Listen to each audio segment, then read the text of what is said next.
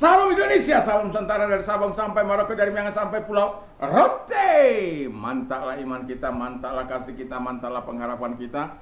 Tentunya dalam Yesus Kristus menjadi Tuhan dan Juru Selamat kita dan Juru Selamat dunia. Jangan katakan bahwa Yesus bukan Tuhan, jangan katakan pula bahwa Yesus itu bukan Juru Selamat.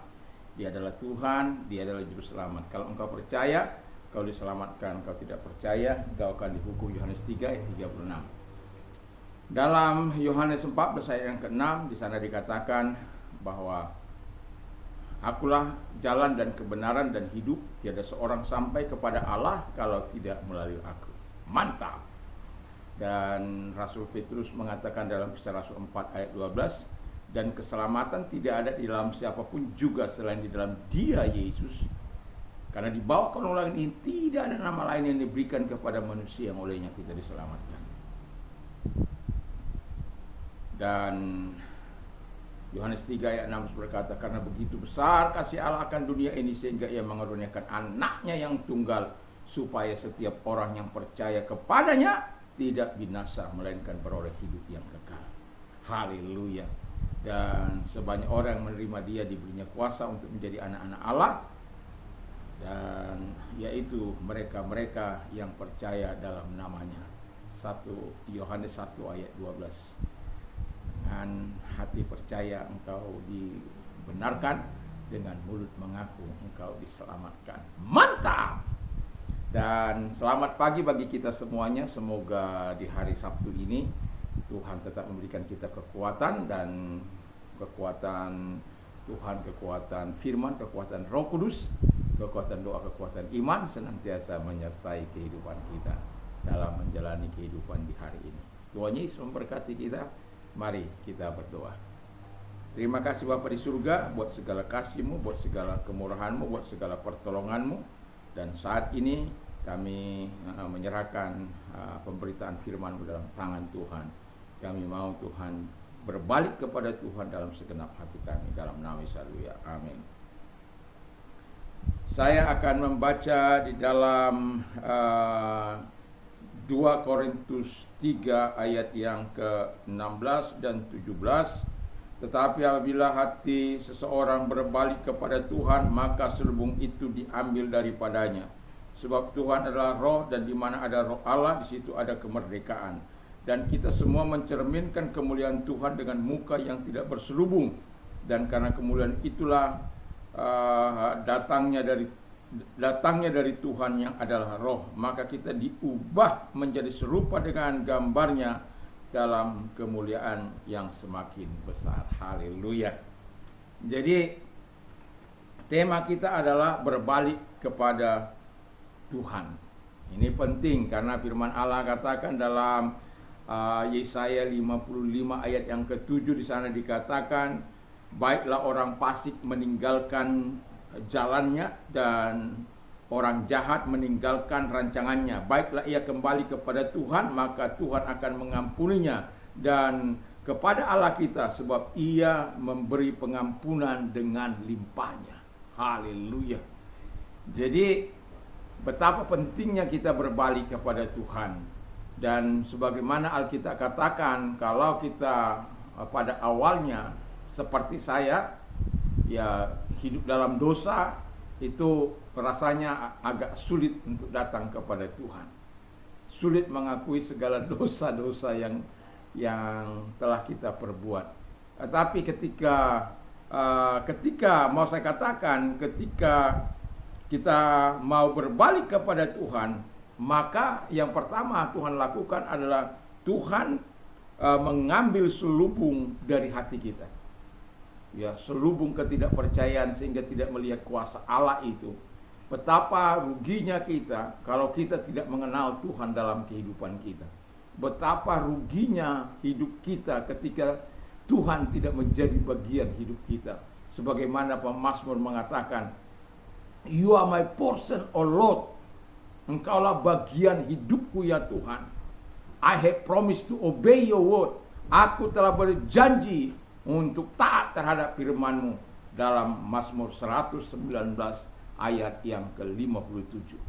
Jadi ada sebuah sikap kehidupan di mana seseorang mau meninggalkan dosa, kejahatan, pelanggaran, kenajisan, hal-hal yang tidak baik itu. Karena apa? Tuhan mengangkat selubung itu sehingga kita bisa mengerti kebenaran firman Allah yang hidup ini. Kita bisa mengerti, oh rugi sekali saya ketika harus berlambat-lambat menerima Yesus sebagai Tuhan dan Juru Selamat.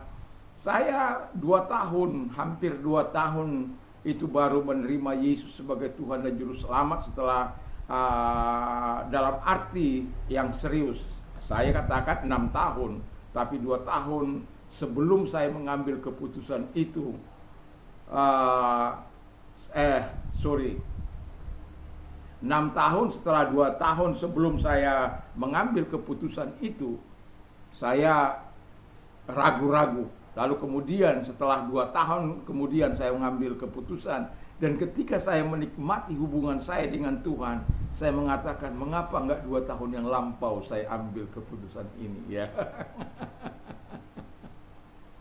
Karena begitu indahnya, begitu senangnya, begitu sukacitanya. Lalu yang kedua, Tuhan memberikan Roh Kudus-Nya ya. Jadi bayangkan kalau Roh Kudus itu ada dalam kehidupan kita sebagai orang percaya, kita akan dimerdekakan dari perbuatan-perbuatan dosa, dimerdekakan dari perbuatan-perbuatan yang tidak menyukakan hati Tuhan. Karena apa? Roh Kudus-Nya diberikan kepada kita. Dan ketika Roh Kudus-Nya diberikan kepada kita, ada kemerdekaan. Bukan berarti karena engkau merdeka bebas melakukan dosa seperti penafsiran orang-orang lain, bukan. Dimerdekakan engkau untuk hidup dalam kebenaran, untuk hidup dalam kebaikan, untuk hidup dalam terang firman Allah, untuk hidup dalam ketaatan. Dimerdekakan engkau supaya engkau bisa memerdekakan orang lain. Sama seperti saya. 6 tahun, 3 tahun Pak Joni Lengkute, 3 tahun Pak Joni ya. Sekarang saya tidak tahu teman saya ini di mana Pak Joni. Kalau Pak Joni Lengkute, saya mendengar dia sudah dipanggil oleh Tuhan. Itulah orang-orang yang mempengaruhi hidup saya untuk menerima Yesus sebagai Tuhan dan Juru Selamat. Tetapi saya mau katakan, ketika saya menerima Yesus, karena saya sudah dimerdekakan, saya juga rindu melihat orang-orang dimerdekakan. Saya juga ingin orang-orang berjalan dalam kasih Tuhan. Saya rindu juga orang-orang menikmati kuasa Roh Kudus yang telah dianugerahkan. Sehingga ya, engkau bisa menikmati kuasa yang begitu luar biasa. Bayangkan kalau orang seperti saya, ya, kalau orang seperti saya, katakanlah sakit, tidak makan obat, itu mungkin bangkrut itu Kalbe Parma.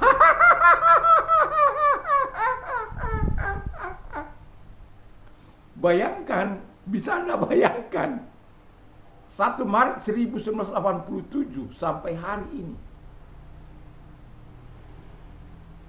bangkrut toko-toko obat. Kalau semua rakyat Indonesia begitu, nanti orang bilang begini, ya banyak pengangguran dong.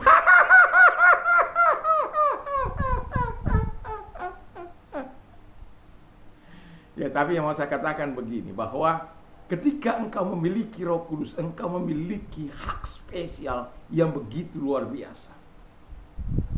Tapi apakah iman kita berfungsi sebagaimana yang Tuhan harapkan? Saya sudah seringkali berkata bahwa ketika saya menerima Yesus sebagai Tuhan, di khotbah itu saya tidak pernah lupakan, kamu punya 2 warga negara surga dan warga negara bumi. Warga negara bumi dari Sabang sampai Merauke, dari Miangas sampai Pulau Rote, kamu punya hak untuk tinggal di situ. Mau kapan saja, anytime. You mau pergi sana sini sana tanpa harus membayar. Dan yang kedua, kamu punya kewarganegaraan surga. Dan kalau engkau punya warga, kalau sakit minta, kalau engkau susah minta pertolongan dari Dia. Ya, haleluya. Dan yang mau saya katakan, Tuhan tidak pernah mengecewakan kita. Dan Dia sudah memberikan Roh Kudus-Nya bagi kita untuk memerdekakan kita dari segala dosa. Yang ketiga dikatakan Tuhan mengubah menjadi serupa dengan Kristus. Inilah tahap terakhir ya. Ketika Tuhan sudah memerdekakan kita, kita harus menjadi serupa dan segambar dengan Dia, dengan Kristus itu. Dan kita penuh dengan kemuliaan, bukan kemuliaan kita tapi kemuliaan Kristus. Memang saya mau katakan kepada kita, ketika kita punya Roh Kudus dalam hidup kita, di mana Tuhan akan membuat kita berbalik sungguh-sungguh kepada Tuhan. Kita menjaga hubungan intens kita dengan Tuhan. Kita menjaga hidup kita dalam kekudusan karena Tuhan itu kudus. Kita menjauhkan diri dari segala kejahatan dan pemberontakan. Kita menjauhkan diri dari segala hal-hal yang tidak menyenangkan. Kita menjauhkan diri dari sok-sok hebat. Sok berkuasa. Saya kan pimpinan pusat. Langgar saja itu peraturan. Memangnya siapa yang bisa ya melawan saya? Tuhan yang bisa melawan Anda. Tapi kalau Tuhan berkehendak itu akan jauh lebih dahsyat ya. Enggak usahlah. Jalan saja sesuai dengan kehendak Allah. Jalan saja sesuai dengan aturan organisasi. Jalan saja sesuai dengan aturan-aturan main. Jangan tabrak-tabrak itu. Pemimpin kok suka nabrak-nabrak. Coba negara ini, Pak Presiden kita suka nabrak-nabrak itu. Pasti banyak kali di demo. Dan kadang kala itu membuat kekacauan di tengah-tengah masyarakat. Demo, banyak orang yang terganggu dan lain sebagainya. Lebih baiklah berjalan dalam aturan. Ketika kita berjalan dalam aturan, semua menjadi baik. Wah, ngeri. Tetapi saya mau katakan, ketika kita serupa menjadi Tuhan mengubah kita serupa menjadi seperti Kristus, itu sebenarnya watak kita harus berjaga-jaga, perbuatan kita harus kita senter dari terang firman Allah. Kalau kita berorganisasi, kita harus senter itu berdasarkan organisasi. Jangan organisasi itu dibuat untuk diatur begitu rupa supaya berjalan dengan baik. Tapi kalau organisasi tidak ditata, terjadi orgasme. Orgasme itu memuaskan hawa nafsunya. Tidak namanya orgasme, dia mau beraturan mau tidak.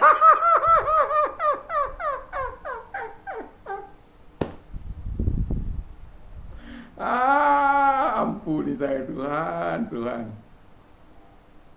Ya. Kenapa? Ada banyak orang berorganisasi tapi tidak berjalan sesuai dengan payung hukum. Bukan KUHP kasih uang habis perkara, bukan. Kita tidak berdasarkan KUHP, kita berjalan berdasarkan ADART. Baca itu. Lakukan.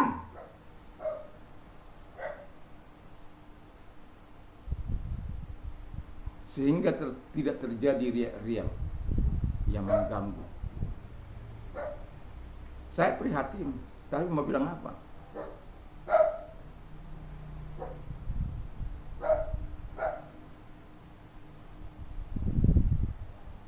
Tidak ada gunanya kita melakukan hal-hal yang tidak sesuai dengan ADART. Karena ada banyak akan persepsi. Jelas diatur, jelas dilakukan, tapi dilakukan yang tidak sesuai dengan berdasarkan surat.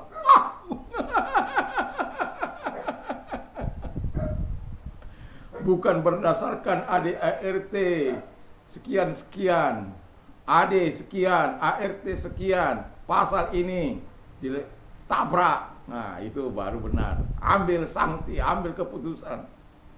Nah, itu benar. Makanya harus tahu hierarki dari gembala ke wilayah, dari apa ini? Dari daerah ke pusat. Ini pusat tinggal ke gembala. Wah, hebat sekali gembala itu. Luar biasa. Telah ada fakta-fakta. Tapi kalau orang nggak takut Tuhan, memangnya gue pikirin. Kalau orang nggak serupa segambar dengan Tuhan, memangnya gue pikirin mau rusak, mau hancur, memangnya Kau bisa berbuat apa?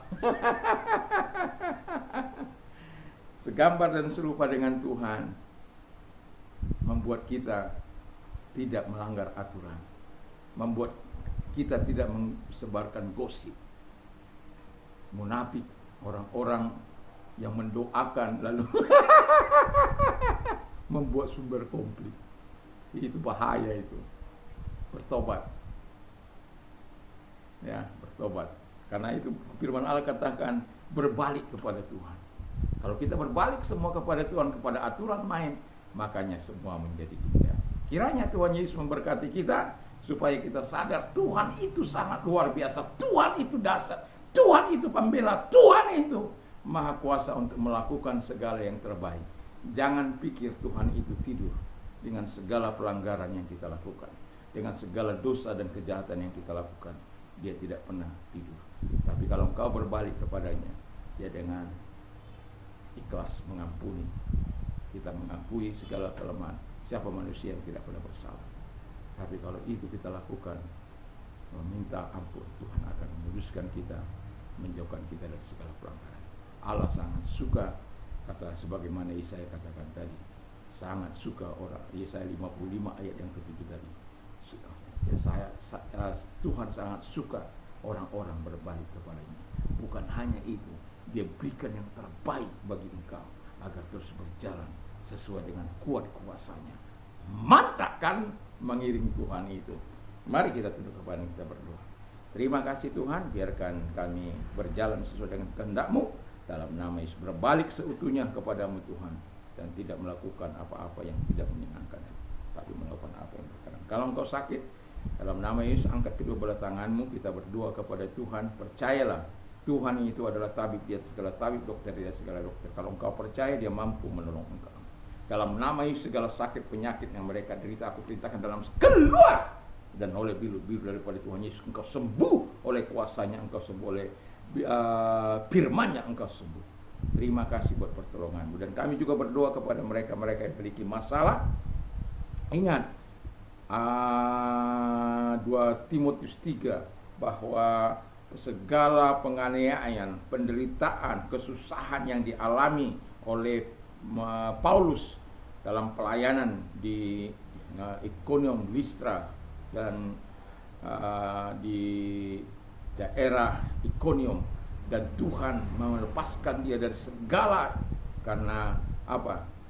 Paulus mengatakan tangan Tuhan yang melepaskan dia dari segala. Dan dia juga berkata, mengapa aku mengalami banyak hal seperti itu, supaya aku bisa menjadi penghibur, memberi kekuatan kepada yang lain. Itu sebabnya kita penting bersama dengan Tuhan. Kalau engkau orangnya, mari angkat kedua belah tangan dan kita berdoa. Terima kasih Tuhan, kami percaya Engkau juga tidak akan melupakan kami, hamba-hamba-Mu. Dan kami yakin dan percaya Yesus tidak pernah berubah dahulu, sekarang sampai selama-lamanya. Kalau Paulus engkau tolong, kami juga engkau tolong. Di dalam nama Yesus Kristus, dan pertolongan-Mu selalu ada, dan pertolongan-Mu selalu tepat pada waktunya. Dan terima kasih buat pertolongan-Mu yang Engkau berikan kepada kami, sehingga kami semua memuliakan Engkau. Di dalam nama Yesus kami bersyukur dan berdoa. Haleluya. Amin. Selamat pagi, selamat kita beraktivitas tentu bersama dengan Tuhan. Mantap, mantap, mantap.